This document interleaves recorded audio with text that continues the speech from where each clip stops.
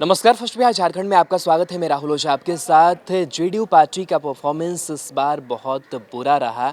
43 सीटों पर ही जेडीयू सिमट गई और इसको लेकर के अब जो मंथन का दौर है वो शुरू है। काफ़ी वक्त से इस बात को जानने समझने की कोशिश हो रही कि आखिर जो गलती है वो कहाँ हुई, सांगठनिक ढांचा किस तरीके से बिगड़ा और बड़े जो बदलाव है, बड़े जो फेरबदल है वो अब होते हुए दिखाई दे रहे हैं। कई जो पदाधिकारी है उन्हें हटाया जा रहा है और जिन्हें जिम्मेदारी चुनाव में दी गई थी उन्हों को लेकर के ये फैसला लिया जा रहा है कि उन्हें अब पद पर नहीं रहने देना चाहिए, इसलिए उन्हें हटाने का काम किया जा रहा है।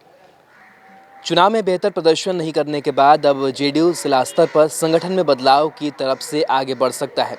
पार्टी ने सबसे पहले चुनाव के दौरान मनोनीत किए गए कार्यकारी जिलाध्यक्षों को पदमुक्त कर दिया है।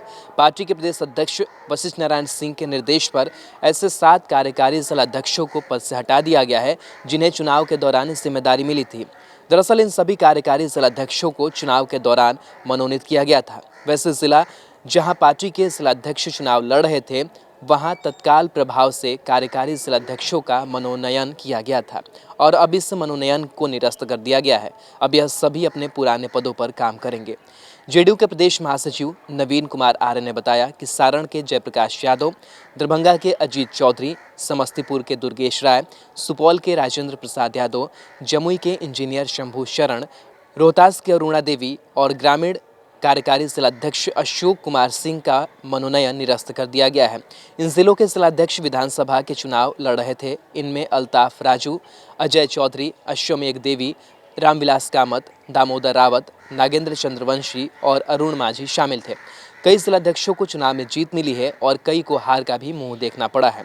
पार्टी ने जो आदेश जारी किया है उसके मुताबिक अब सभी जिलाध्यक्ष पूर्व की तरह अपना काम संभालेंगे। तो कहीं ना कहीं कह सकते हैं कि जेडीयू का जो बेहद खराब प्रदर्शन है वो इस बार बिहार विधानसभा चुनाव में हुआ है।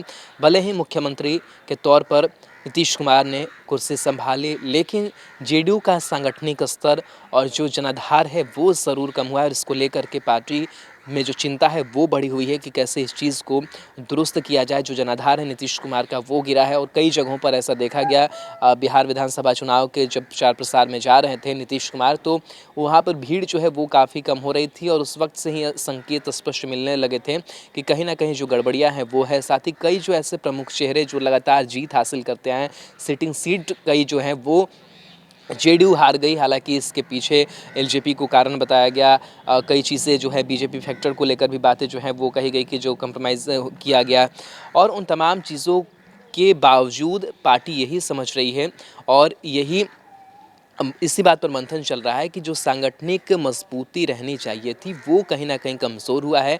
जो जिलाध्यक्ष हैं, जो जिले स्तर पर काम कर रहे हैं, जो विधानसभा स्तर पर काम कर रहे हैं, जो प्रखंड स्तर पर काम कर रहे हैं, जो नेता हैं, कार्यकर्ता हैं, उनमें कहीं ना कहीं जो कमी है वो आई और लोगों से जो जुड़ाव है वो धीरे धीरे कम होता चला गया और वो संवाद नहीं बन पाया और ये वाकई चिंता वाली बात होगी अगले आने वाले चुनाव के लिए ही। क्योंकि देखिए जिस तरीके से नीतीश कुमार भले ही उस सीट पर विराजमान है और उन्होंने कहा भी कि जो जनादेश हमें मिला है हमें ऐसा नहीं लगता है, बीजेपी कह रही है तो उस सीट पर बैठ रहे हैं, लेकिन जेडीयू के लिए, खुद नीतीश कुमार के लिए बड़ी चिंता है कि ये आखिर जो परिणाम सामने आया है इस परिणाम को लेकर के वाकई जो जेडीयू है वो चिंतित है। नीतीश कुमार चिंतित है कि जो जनाधार है वो लगातार नीतीश कुमार का गिरता जा रहा है और इसको अब उबरने की जो कोशिश है और जो कवायद है वो जेडीयू की तरफ से जारी है और ऐसे में जिनको जिम्मेदारियां महत्वपूर्ण दी गई थी उन जिम्मेदारियों का जो निर्वहन नहीं कर पाए उन्हें उन पदों से हटाया जा रहा है और एक नए सिरे से ढांचा जो है वो तैयार करने की जो कोशिश है